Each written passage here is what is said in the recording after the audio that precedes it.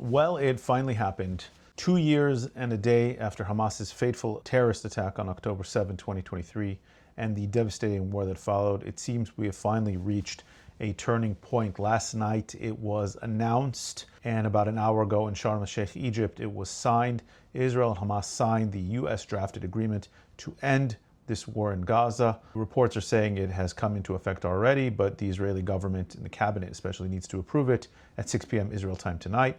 And if that happens, the Israeli hostages, all of them, will be released within the coming days, probably the beginning of next week. And President Trump himself has been invited to speak at the Knesset over the weekend. Here's what we know so far. First, this is the first stage, a broader plan. Essentially, it's actually two plans. It's a short-term ceasefire and a longer-term agreement to end the war put together into one package. The ceasefire will release the Israeli hostages. It will see the withdrawal of Israeli troops to outside of Palestinian population areas in Gaza, but still inside the Gaza Strip. And later on, Palestinian prisoners from Israeli jails, security prisoners, will be released. Crucially, there is also reportedly a U.S. guarantee that Israel can resume airstrikes from these outside lines if Hamas violates the ceasefire or refuses to continue negotiations with the later parts of the deal. In other words, Hamas gets the short-term pause that it wants, but it's Israel that will get to keep its finger on the trigger.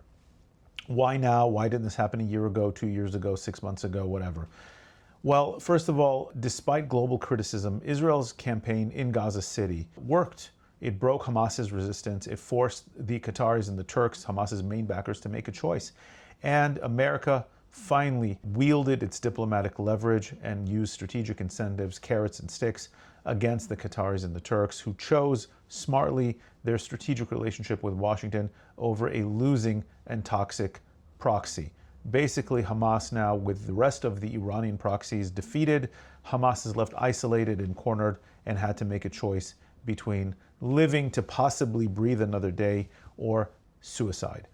Inside Israel, the politics here are not going to be easy. The terms of this deal, while broadly positive for Israel, include elements that the far right, including those who sit in the government, Smotrich and Ben-Gvir, are not going to appreciate. There is clear terms that Gaza will not be annexed, that Gazans will not be expelled and those who left can return, and that a revamped or a reformed Palestinian Authority, whatever that means, will come back and take over Gaza at some point with a Palestinian police force.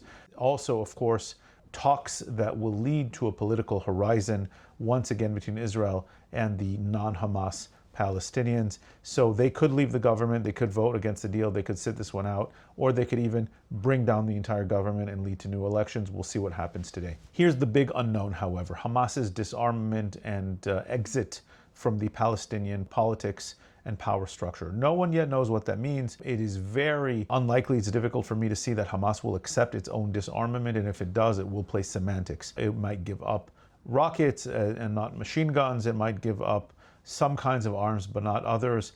And the big question is, of course, who's going to enforce it? The Israelis are the only ones capable and willing of enforcing it, but Israel going back in is sort of a non-starter for this entire agreement. So will it be a pan-Arab force? Will it be ultimately and probably some kind of Palestinian force that is opposed to Hamas, backed by an international consortium in the Americans and the Arab countries? And what happens when Hamas will ultimately try to delay, to deceive, to rebrand itself, to find a way to stay in power?